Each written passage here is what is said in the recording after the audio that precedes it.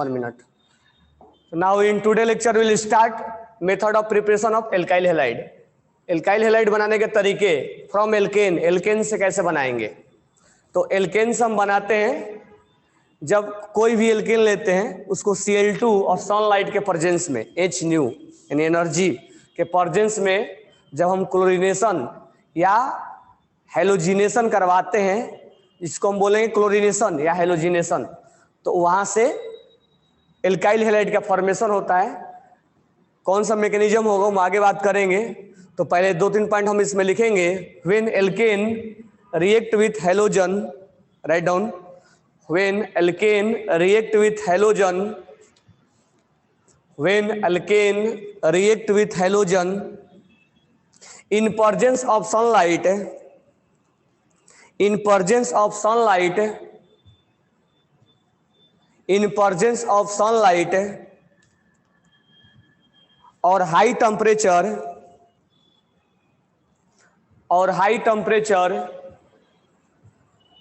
or high temperature give mixture of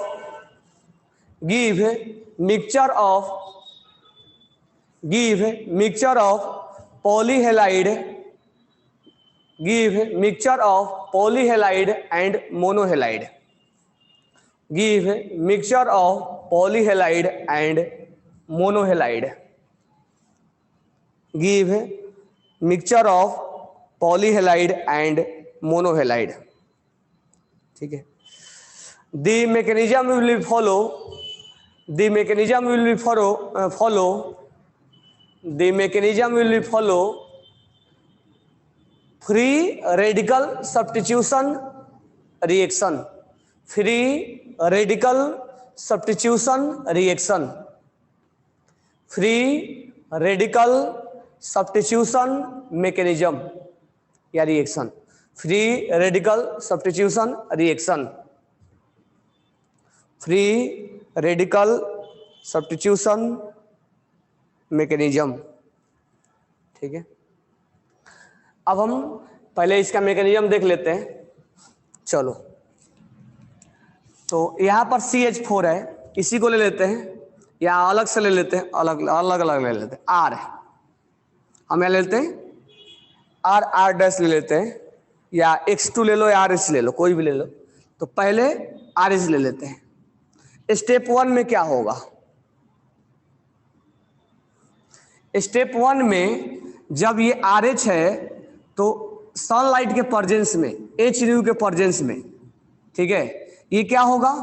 radical form होगा, यानी यहां पर होमोलाइटिक बॉन्ड फ्यूजन होगा। होमोलाइटिक बॉन्ड फ्यूजन हुआ हियर, होमोलाइटिक मतलब दोनों के रेडिकल आपस में डिस्ट्रीब्यूट हो गए, ये इलेक्ट्रॉन इसके पास, ये इसके पास। होमोलाइटिक बॉन्ड फ्यूजन, दोनों का बॉन्ड अपना अपना टूट गया और ये इलेक्ट्रॉन्स लेके रेडिकल बना और ये रेडिकल बना, तो दिस वन इज रेडिकल। तो यहां पर इंटरमीडिएट में रेडिकल का फॉर्मेशन होता है। तो अब सोच सकते हो कि जब इंटरमीडिएट में रेडिकल का फॉर्मेशन होगा तो क्या क्या चीजें हम सोच सकते हैं। तो अगर रेडिकल का फॉर्मेशन होता है, क्योंकि मैकेनिज्म पढ़ने के पीछे पर्पस क्या है, यही ना कि रेडिकल में, तो हम यहां पर रेट ऑफ रिएक्शन, मैं शॉर्ट में लिख रहा हूं, rate of reaction is directly proportional to stability of free radical. कहने का मतलब यह है कि अगर आपसे क्वेश्चन में 3-4 रिएक्शन दे देगा, 3-4 आपको हेलोजन दे देगा और बोलेगा जैसे 3 डिग्री 2 डिग्री और 1 डिग्री दे दिया, ऐसे नॉर्मल ले लो, सोच के देखो, 3 डिग्री 2 डिग्री और 1 डिग्री दे दिया और बोला कि 3 डिग्री का रिएक्शन ज्यादा होगा या 2 डिग्री का ज्यादा होगा या 1 डिग्री का ज्यादा होगा, उस समय चेक करना है किसका रेट ऑफ रिएक्शन ज्यादा होगा। तो रेट ऑफ रिएक्शन देखने के लिए हम यहां पर इसका स्टेबिलिटी चेक करेंगे। तो मुझे बताओ कार्बोकेटाइन 3 डिग्री स्टेबल होता है कि 2 डिग्री होता है कि 1 डिग्री होता है? कौन सा कार्बोकेटाइन ज्यादा स्टेबल होता है? तो सोहम का आंसर आ गया, श्रेयस का भी आंसर आ गया, 3 डिग्री ज्यादा होता है। यानी कुल मिला के हम ये बोल सकते हैं कि 3 degree is more faster than 2 degree and 2 degree is more faster than 1 degree. यानी जितना ज्यादा वो स्टेबल बन के यहाँ आएगा वो जल्दी से यहाँ अपना सफर तय करेगा ना, और जल्दी से जब सफर तय करेगा तो रिएक्शन में जल्दी से पार्टिसिपेट कर जाएगा वो। बात यही है ना। तो यहां से यहां बनने का रास्ता किसने जल्दी से सफर तय किया, मतलब यहां पर जब स्टेबल बनेगा तभी वो रास्ता जल्दी से सफर तय करेगा। ऐसा नहीं कि कोई बॉन्ड तोड़ने के बाद अपने आप को बहुत ज्यादा अनस्टेबल फील कर रहा है इसका मतलब वो जल्दी से बॉन्ड तोड़ देगा, नहीं। यहाँ बॉन्ड तोड़ने का मतलब यहाँ पर अगर स्टेबिलिटी आएगी तभी वो बॉन्ड को तोड़ना पसंद करेगा, अदरवाइज पसंद नहीं करेगा उसको तोड़ना। तो कहने का मतलब ये है कि अगर हमें 3-4 रिएक्शन में रेट ऑफ रिएक्शन चेक करना होगा तो हम यहाँ पर फ्री रेडिकल का जो स्टेबिलिटी है उनके बेसिस पे हम रेट ऑफ रिएक्शन चेक करेंगे। यानी हमसे अगर क्वेश्चन में पूछा जाता है कि अगर हम एल्केन से 3 डिग्री और ये फ्री रेडिकल मैकेनिज्म होगा तो कौन ज्यादा स्टेबल है, कौन ज्यादा फास्ट रिएक्शन होगा, 3 degree then 2 degree then 1 degree, ये जल्दी फास्ट होगा, बरोबर है, ये जल्दी क्या होगा, फास्ट होगा। अब नेक्स्ट हम देखेंगे। अब यहां पर इसीलिए इसको बोला जाता है फ्री रेडिकल मैकेनिज्म, ये सब्स्टिट्यूशन होगा, free radical substitution, free radical substitution.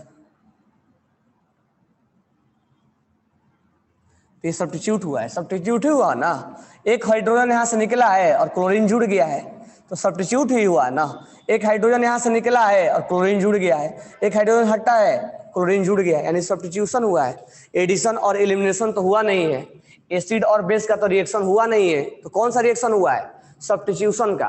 तो कौन सा सब्स्टिट्यूशन हुआ है, इलेक्ट्रोफिलिक सब्स्टिट्यूशन नहीं, न्यूक्लियोफिलिक सब्स्टिट्यूशन नहीं, कौन सा सब्स्टिट्यूशन हुआ है, ये हुआ है free radical substitution. Free radical अब जंप करेगा। अब ये स्टेप 1 में हमें बन गया है, ठीक है। तो यहां से हम इसके बारे में सोच सकते हैं और यही इसका स्लो स्टेप होगा, यही इसका आईडीएस होगा, स्लो यही होगा। अब स्टेप 2 में क्या होगा, स्टेप 2 में उसी कंटेनर में क्या होगा, जो हेलोजन होगा जो यहां पर लिया गया है, यहां पर जो लिया गया है, ठीक है, मैं यहां लिख दे रहा हूं R और H और यहां लिखा गया है X2 और H न्यू, तो हमारा रिएक्शन में RCl बना है। तो अब क्या होगा, इसका तो फ्री रेडिकल बन गया, अब इसका होगा H न्यू। अब ये अपना X और X ये अपना बॉन्ड तोड़ेंगे और बॉन्ड तोड़ने के बाद ये X डैश और X डैश में कन्वर्ट हो जाएगा, यानी 2 टाइम्स X डैश बन जाएगा, दोनों इलेक्ट्रॉन अपना अपना लेके सेपरेट हो जाएंगे। ये भी होमोलाइटिक बॉन्ड फ्यूजन हुआ, अब ये ऐसा बन के तैयार हो गया है।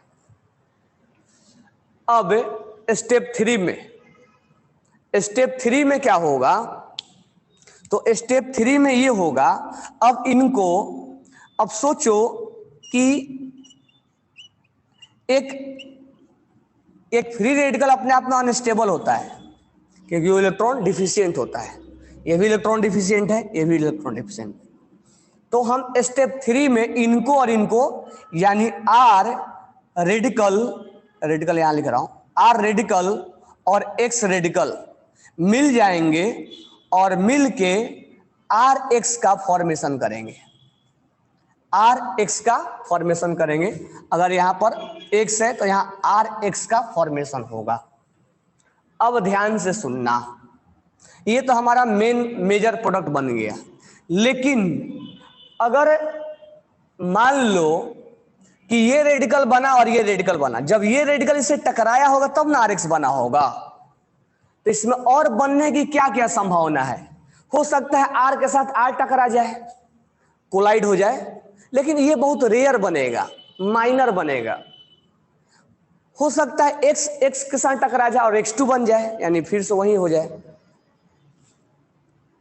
और ये H और ये X टकरा जाए, ये H और ये X टकरा जाए, कोलाइड हो जाए और HX बन जाए, ये H खुद H के साथ टकरा जाए, ये H खुद H के साथ टकरा जाए और H2 बन जाए, HX बन जाए, RR बन जाए और ये RX बन जाए, ये खुद के साथ कोलाइड हो जाए, ये खुद के साथ कोलाइड हो जाए, ये इसके साथ कोलाइड हो जाए और ये इसके साथ कोलाइड हो जाए। लेकिन रिएक्शन में इसका अमाउंट ज्यादा होगा, ठीक है, इसलिए हमें RX का यहां पर ये बनेंगे, ऐसा नहीं कि नहीं बनेगा, लेकिन माइनर में बनेंगे, इसलिए बाई प्रोडक्ट हो जाएगा। मेन प्रोडक्ट हमारा RX होगा।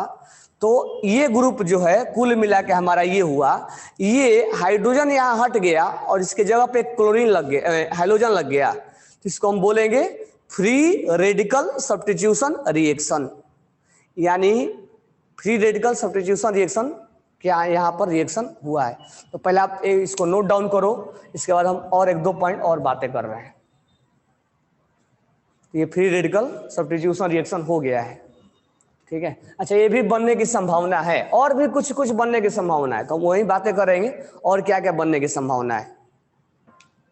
आप पहले इसको लिख लो, मेन हमारा यही मेजर प्रोडक्ट होगा। देखो यहाँ पर ये हट गया है और इसको क्लोरीन लगा दिया है, ये हट गया है, इसको बारे में हम अभी बात कर रहे हैं थोड़ा सा।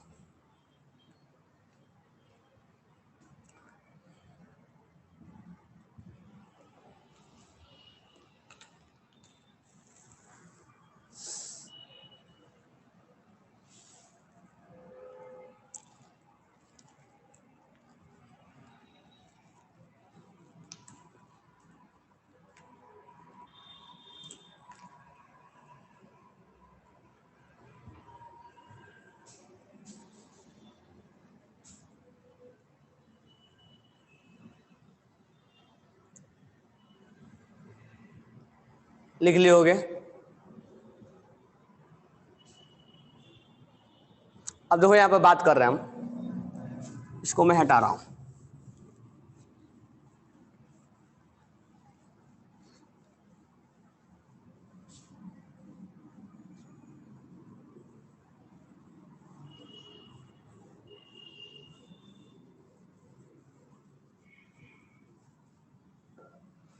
अब ध्यान देना, मान लो यहाँ पर CH ऐसा है, CH4 है और यहां पर Cl2 और H न्यू है, ये जो है एक्सेस में है, ये जो एक्सेस में। अब मैं डायरेक्ट लिख रहा हूं, यहां पर ये बॉन्ड टूटेगा और यहां पर ये Cl कंबाइंड हो जाएगा,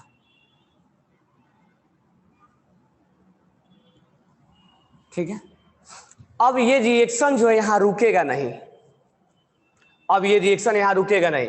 फिर अगला जो है ये बॉन्ड Cl' इस पे अटैक करेगा और ये जो है एक अपना बॉन्ड तोड़ेगा और इस पे जुड़ जाएगा Cl', क्योंकि ये एक्सेस में है, ये रुकेगा नहीं अभी। देन फिर से ये Cl यहां पर अटैक करेगा और यहां पर क्या हो जाएगा, Cl और यहां पर Cl बन जाएगा, ठीक है। इतना तक हमें प्रोसीड करना है, अगर आगे दिया जाए तो आगे भी प्रोसीड कर सकते हैं। मैक्सिमम 3 वहां से हटाते हैं। तो अगर ये एक्सेस में है तो एक बार ये टूटा, एक बार ये टूटा और एक बार ये टूटा, ठीक है। हम इसको भी तोड़ के CCl4 लगा देंगे, लेकिन यहाँ बहुत ज्यादा अनस्टेबल हो जाएगा रेडिकल, इसलिए हम वहां नहीं लगा रहे हैं। तो कहने का मतलब ये हुआ कि अगर ये एक्सेस में लिखेगा तो ये कंटिन्यू लास्ट तक जाके रुकेगा, ये कंटिन्यू लास्ट तक रुकेगा, ये लिख लो इसको। अच्छा, इसमें आपको बात किया जाए रेट ऑफ रिएक्शन का, तो आप कैसे करोगे, तो आप चेक करोगे उसकी स्टेबिलिटी पर, जितना ज्यादा स्टेबल होगा उतना ही वो क्या होगा। अब नेक्स्ट अगर हम बात करें यहां पे, नेक्स्ट अगर हम बात करें यहां पे,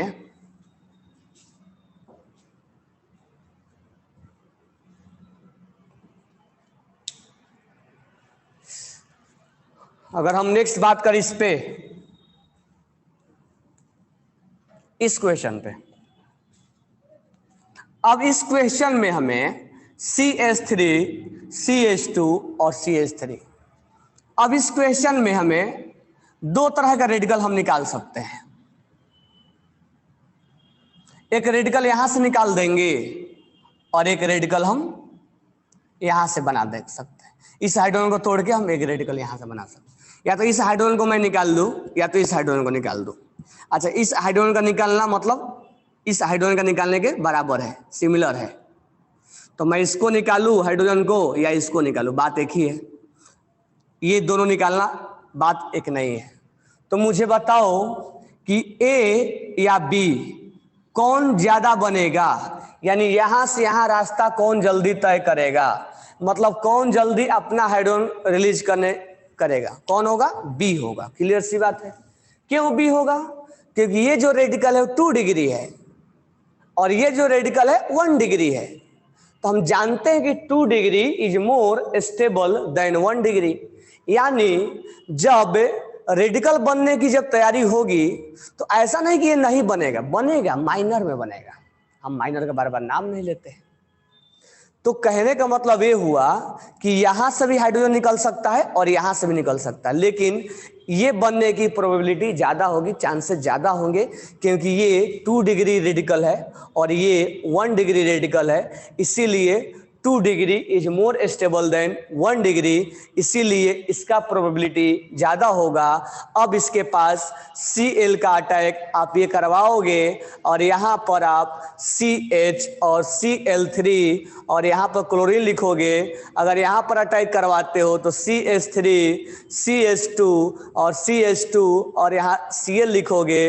तो बनने का मतलब ये गलती नहीं हमने बनाया, बनाया सही है, लेकिन कंटेनर में ये 55% होगा और ये 45% होगा।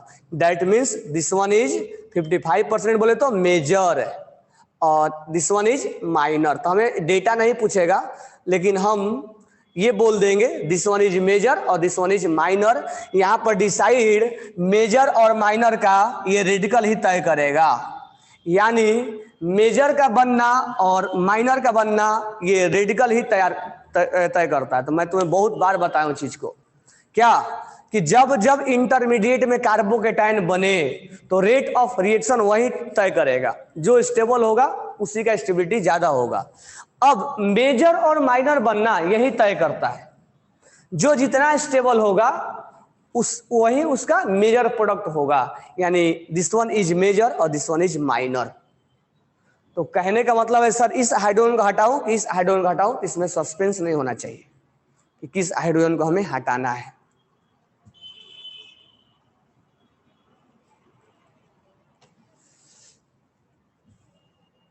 इसको राइट डाउन करो आप। अच्छा, एक चीज और समझना, यहां पर जो रेडिकल अटैक कर रहा है वो पहले अपना बॉन्ड तोड़ता होगा तब ना अटैक करता होगा, हेलोजन। तो उस केस में सबसे ज्यादा जो रिएक्टिव होगा वो F2 होता है, Cl2 होता है, Br2 होता है और देन I2 होता है। ये जल्दी अपना बॉन्ड तोड़ता है फ्लोरीन, क्योंकि पास में लोन पेयर होते हैं ना, ये लोन पेयर की वजह से क्या होता है, अनस्टेबल होता है, जल्दी ये बॉन्ड तोड़ देता है। हम इनऑर्गेनिक में पढ़े भी इस चीज को, तो इसीलिए जल्दी से रिएक्शन में पार्टिसिपेट कर जाता है। तो F2, Cl2, Br2 और I2।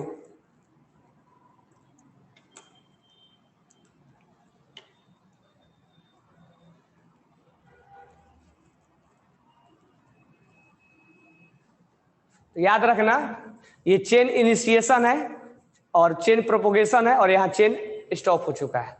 हमने यहाँ चेन को रोक दिया, आगे नहीं बढ़ने देना है। चेन इनिशिएशन, चेन प्रोपोगेशन और चेन स्टॉप हो चुका है।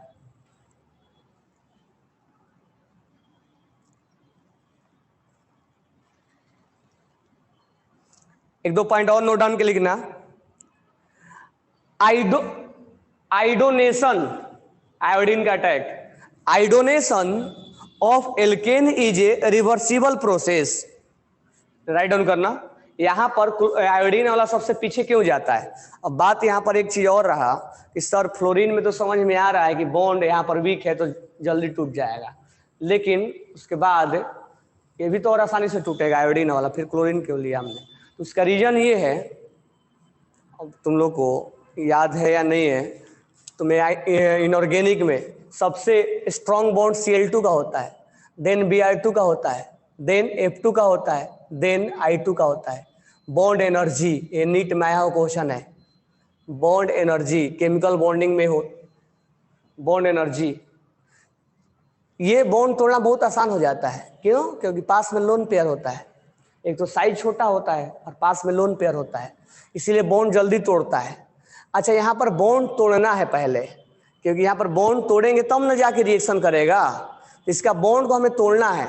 तो इसमें से कौन जल्दी आसानी से बॉन्ड टूट जाएगा? ये और ये दोनों टूटेगा। लेकिन यहाँ आयोडीन सबसे पीछे क्यों लिख दिया गया? आयोडीन, चलो इसको तो मान लेते हैं सबसे पहला नंबर पर लिखा है, ये और आसानी से बॉन्ड टूट जाएगा, तो इसको पहला नंबर पर लिखना चाहिए था ना, क्योंकि उसको तोड़ने में एनर्जी कम दिया जा रहा है, तोड़ने में एनर्जी कम दिया जा रहा है, तो उसको पहला नंबर पर लिखना चाहिए था। लेकिन हमने F2 लिखा है और आयोडीन सबसे लास्ट में लिखा है, ठीक है, यहाँ पर Br2 है। तो इसका रीजन ये है, लिख लेना reason, in iodination of alkane is a reversible process. आयोडोनेशन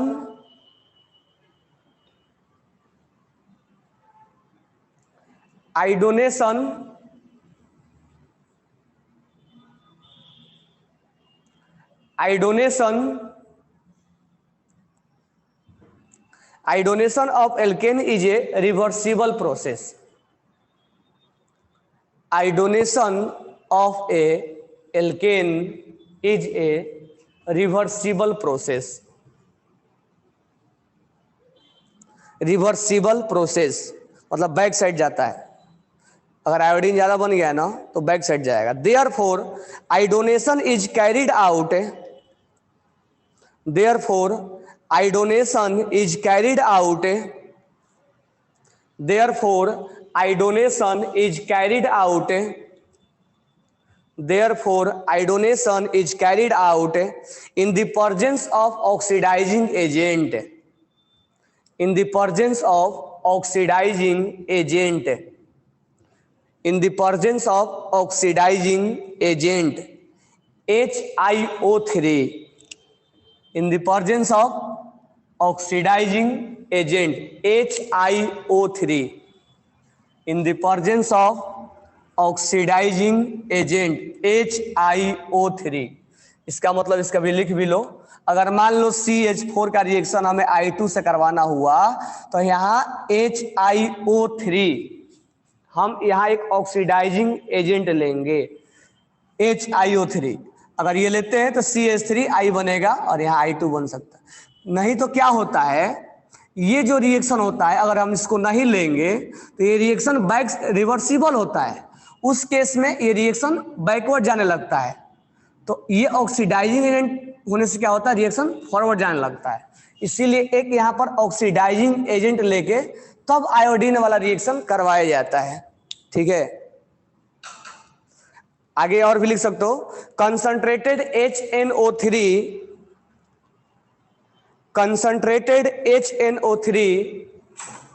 concentrated HNO3 is also used, concentrated HNO3 is also used, concentrated HNO3 is also used।